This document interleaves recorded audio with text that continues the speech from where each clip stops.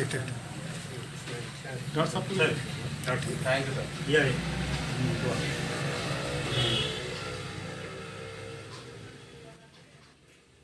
Okay.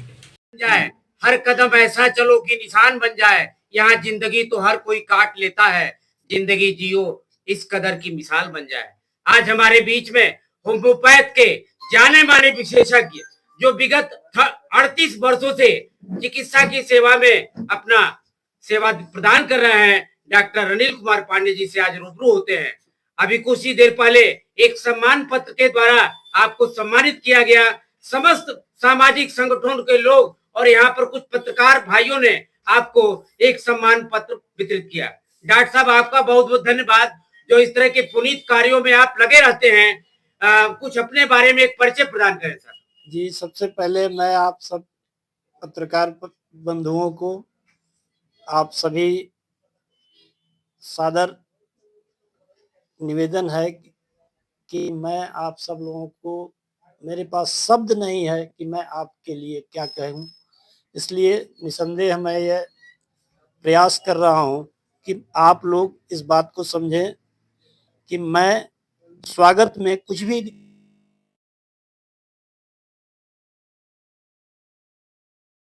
जी आपसे बहुत लोगों ने प्रभावित हुए जी इसके बारे में क्या कहें? कोरोना संक्रमण में मुझे लगता है कि 800-900 पेशेंट लगभग मेरे पास आए और जनरली हमने उनको बहुत इजी वे में लिया और मैं आप लोगों को बता भी सकता हूं कि मैंने किन किन दवाओं का प्रयोग किया उनके ऊपर, जिससे आप जान करके आश्चर्यचकित होंगे कि कोरोना जैसे वायरस को इतनी आसानी से समाप्त किया जा सकता है। उसमें एक मेडिसिन जो थी वो जस्टिसिया एडाटोडा, जिसे आप हिंदी में आयुर्वेद की भाषा में यदि आप जानना चाहें तो उसे अड़ूषा कहते हैं। अड़ूषा का नाम आप सब लोगों ने जरूर सुना होगा। डॉक्टर साहब, लोग कोरोना के नाम से ही डर जाते थे। जी आपने एक बात बताया कि एक आयुर्वेदिक दवा में उड़ीसिया कहते हैं, जी नाम से डर जाते थे। कोरोना था क्या, जबकि बहुत लोग अभी बता नहीं पा रहे थे, है था क्या कोरोना, क्या सिम्टम थे उसके? उस सिम्टम में जैसे ब्रोंकाइटिस, निमोनिया या उसके साथ साथ बुखार, तो चूंकि उसमें लोग जो डेथ रेट होता था वो बुखार की वजह से ऑक्सीजन उनका बॉडी का कम होता जाता था और यही उनकी मृत्यु का कारण होता जो नया वायरस आया है जी जिससे 8 से 9 बच्चे का अभी इंडिया के अंदर जी 8 से 9 बच्चों का डेथ हो गई है, जी। इसके बारे में आप क्या बताएंगे?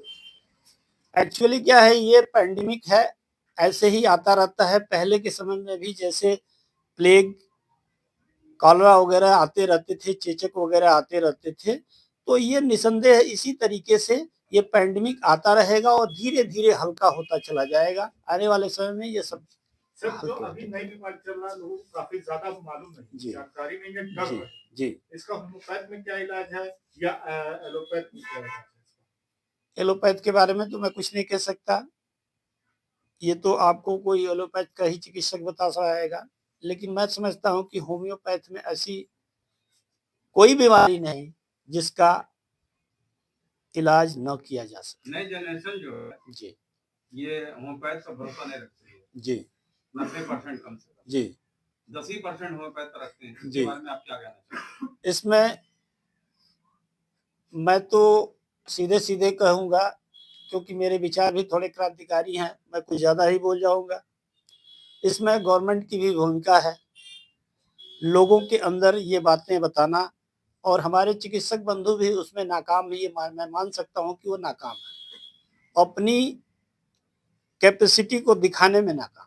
तो इस भ्रांतियों को दूर करने के लिए आम जनमानस में होम्योपैथ का प्रचार प्रसार करने के लिए आप लोगों ने कुछ इस तरह की भविष्य में कोई योजना जी जैसे हमने हर ब्लॉक स्तर पे निःशुल्क कैंप लगा करके लोगों की सेवाएं, लोगों का विश्वास हासिल करने का प्रयास शुरू कर रहा हूं। जी जी। और आने वाले समय में मेरी यह चाहत है कि मैं चैरिटेबल एक संस्था के द्वारा एक संस्था के द्वारा लोगों की आजीवन सेवा की जाए और वो विदाउट मतलब निःशुल्क हो। सर जहां तक मेरा मानना है कि कुछ इस तरह के कैंपों का आयोजन विद्यालय परिसर में कराया जाए जहां छोटे छोटे बच्चे दंत चिकित्सा या नेत्र संबंधी कुछ ऐसी बीमारियां उनकी होती हैं, जी तो एक पहल विद्यालयों से स्टार्ट करनी चाहिए, हमको ये लगता है। जी।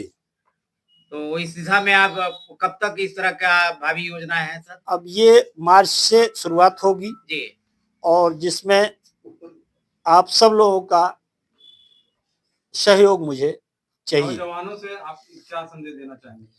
नौजवानों को ये संदेश देना चाहेंगे कि आप किसी भी तरह के पैंडेमिक से परेशान ना हो और होम्योपैथ से सर्वांगीण स्वास्थ्य का विकास किया जा सकता है। Thank you sir. बहुत बहुत धन्यवाद।